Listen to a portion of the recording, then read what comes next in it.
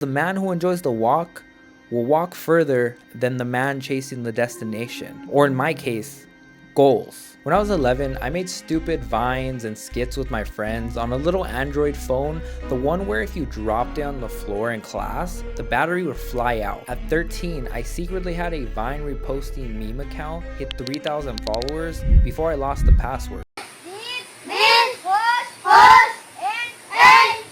And at 15, I started a YouTube channel with a group of my friends who I had met over the summer playing basketball. But I had this weird habit where any friend group I had, I convinced them we should make content. We'd have some people dress up in costumes, we'd have a script, and we would just film with my friend's iPhone. We never cared about subs, followers, or money, but eventually that friend group died out.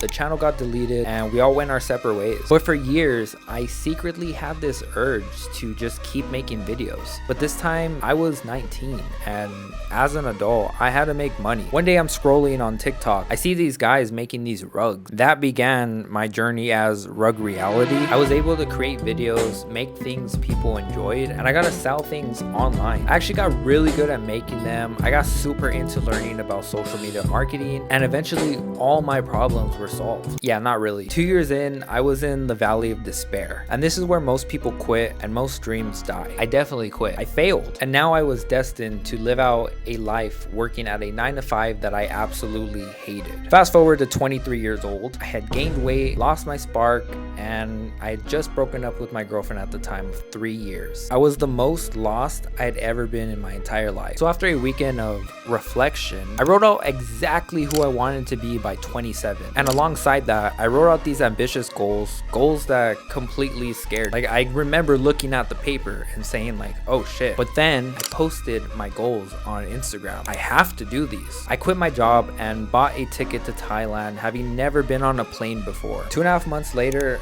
I'm back in America with 2 of my goals crossed. But I still have the rest of my goals to cross off. 10K subs, I had just started my YouTube channel from 0. 100K IG followers, and I wasn't even making content. Run an ultra marathon and 10K a month. And if I accomplished all these goals, I can cross off the last one on my list, which is a trip to Japan, which I really want to go to. But all the pressure of posting all my business online just made it more of a chore. I started living as if I don't hit these numbers this year, my life will be a complete failure. I had so much pressure on myself to pick the right strategy in some sort of system or funnel, but I still didn't know who's my target audience, what's my niche, why is there so many formats I have to choose from, and should I use my iPhone? I don't know, but with all this pressure and way too many options, I just couldn't pick a strategy, and it got me wondering, who are these goals for? Were they for me, or was I just chasing external validation? I went from expressively creating to creating because I felt forced. 5 months passed, I made no progress. 900 followers, 48 subs, a few YouTube videos and reels later, and I'm still stuck in this infinite perfectionism paradox. That sounded nerdy as fuck, but I still really needed advice. But who do I go to? So I did this thought experiment where I wrote a letter from my 80-year-old self giving me advice, because often we give advice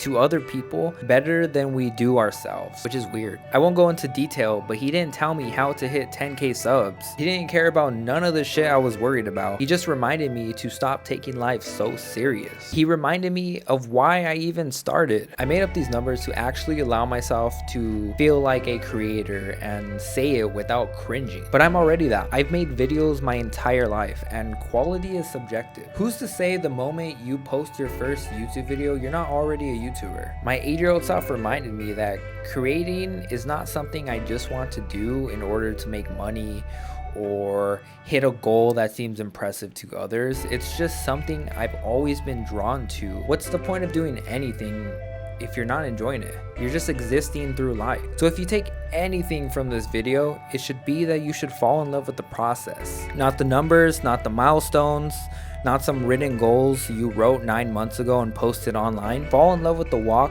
because the walk is what keeps you going. You will outlast everyone.